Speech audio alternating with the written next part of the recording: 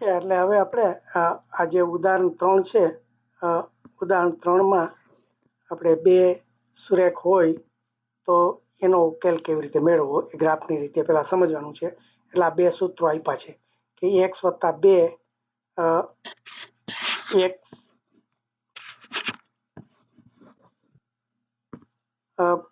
સૂત્ર છે x + 2y = 5 અને બીજું સૂત્ર છે 3x + 5y બરાબર.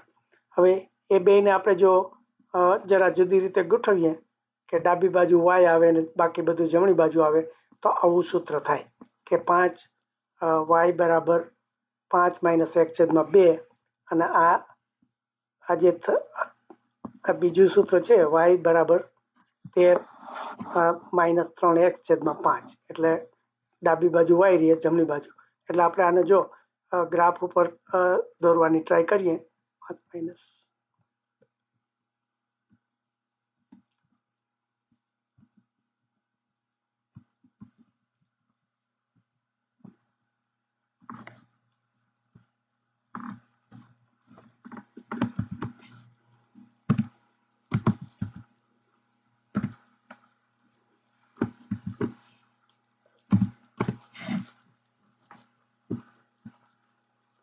એટલે આ રીતે આ પ્રોગ્રામનો ઉપયોગ કરીને આપણે પહેલું સૂત્ર બનાવ્યું. પછી બીજું છે 13 - 3x/5 તો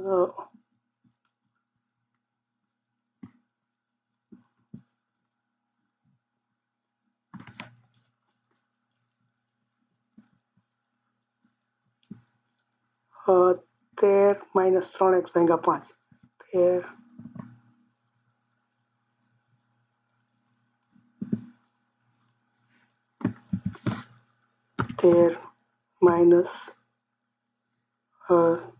3x/5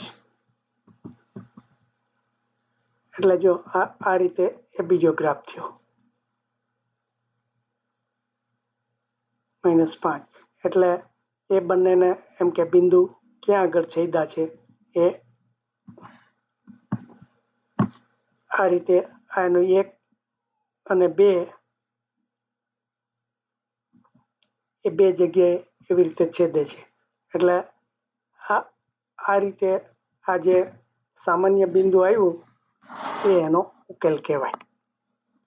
એટલે ઉભા જરા આને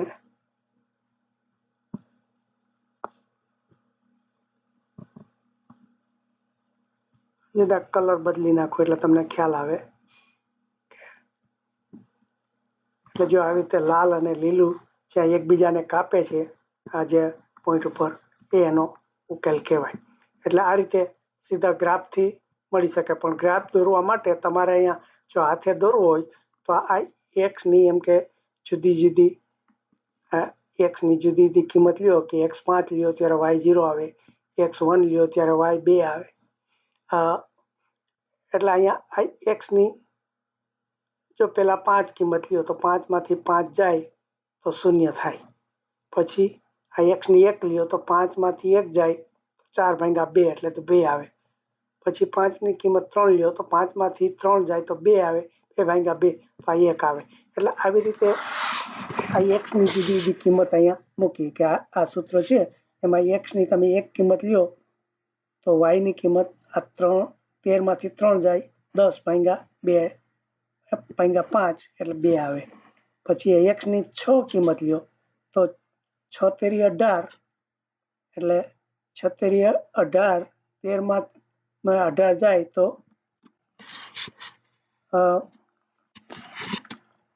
સોરી કેટલી એક્સની કિંમત 6 તેરી 18 માંથી 13 તો 5 આવે એટલે 5/5 એટલે -1 થાય. એટલે આ રીતે આ એના 3 બિંદુઓ આપણને મળે કે એક્સની કિંમત આ 5 લ્યો ત્યારે એની 0 લ્યો, પછી આ એક્સની 1 લ્યો ત્યારે વાયની 2 આવે આ રીતે. પછી એક્સની 3 લ્યો અને ત્યારે વાયની 1 આવે. એટલે આ એના 3 બિંદુ થયા. અને પણ જો બીજો ગ્રાફ છે આ બીજો ગ્રાફના આપણે બિંદુ લઈએ કે x = 1 x બરાબર 1 લઈએ તો y બરાબર 2 થાય, એટલે આ બેમાં સામાન્ય થયું. અને બીજું આ x બરાબર 6 લઈએ તો y બરાબર -1 એટલે આ નીચે આવે. એટલે આ રીતે આ લાલ, એટલે આને આ જે છે આ લીલી આવી રીતે જાય અને આ લાલ આ લાલ આવી રીતે જાય. એટલે બે રેખાઓ એકબીજાને આ એક બિંદુએ કાપે છે, એનો ઉકેલ થયો. એટલે આ રીતે ગ્રાફથી ગ્રાફ દોરવા માટે પહેલા તો જે સૂત્ર હોય એને આવી રીતે સૂત્ર બનાવવું કે y ડાબી બાજુ રહે, બાકી બધું x રહે. પછી x ની જુદી જુદી કિંમતો ધારવાની, 3 4 ગમે તે, એટલે y જે આવે એટલે પછી આ x ને y ની જે જોડી હોય એ બધા એના બિંદુ મૂકવાના. જો આ સુરેખ જ છે એટલે સીધી લીટી થશે, એટલે આ 3 બિંદુ આવે ને જોડી દો, થઈ ગયું. એવી રીતે જે બીજું સૂત્ર હોય એને પણ y ડાબી બાજુ રહે, બાકી બધું જમણી બાજુ જાય, એવી રીતે સૂત્ર બનાવ્યું. પછી જે x ની જુદી જુદી કિંમતો ધારવાની, એટલે 2 કે 3, 2 ધારો તો ચાલે, કારણ કે 2 ને તમે જોડી શકાય લીટી. એટલે આ રીતે તમે એનો આ ઉકેલ મેળવી શકો, અથવા તો ઉકેલ ન થાય એ પણ કહી શકો. એટલે એના પછીનો જે ઉદાહરણ છે આપણે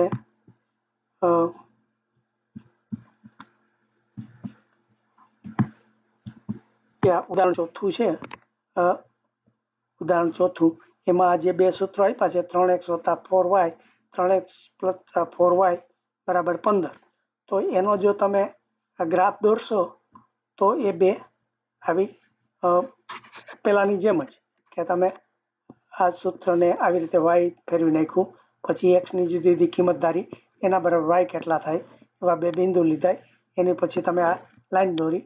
એવી રીતે આ બીજું સૂત્ર છે એમાં y ડાબી બાજુ લઈ, બાકી બધું જમણી બાજુ લઈ, અને પછી x ની જુદી કિંમત જ્યારે y કેટલા આવે, પાછા બીજું ધારો ક્યારે આવે, એની બીજી લાઈન દોરી. હવે જો અહીંયા એ બે એકબીજાને કાપતા નથી, એટલે આનો કોઈ ઉકેલ નથી એમ કહેવાય. એટલે બે રેખા જો કાપતી હોય તો પણ અહીંયા નથી, એટલા માટે એનો કોઈ ઉકેલ નથી એમ કહી શકાય. હવે